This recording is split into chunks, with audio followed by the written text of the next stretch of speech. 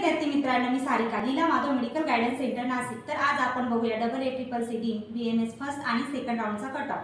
भारतीय विद्यापीठ पुणेचा होता 392, DY पाटील मुंबईचा होता 255, DY पाटील पुणेचा होता 361 आणि महात्मा गांधी विद्यापीठ वर्ध्याचा होता 287, प्रवार आयुर्वेदिक मेडिकल कॉलेज अहमदनगरचा होता 319। हा होता फर्स्ट राऊंडचा कट ऑफ। आता आपण बघूया सेकंड राऊंडचा कट ऑफ।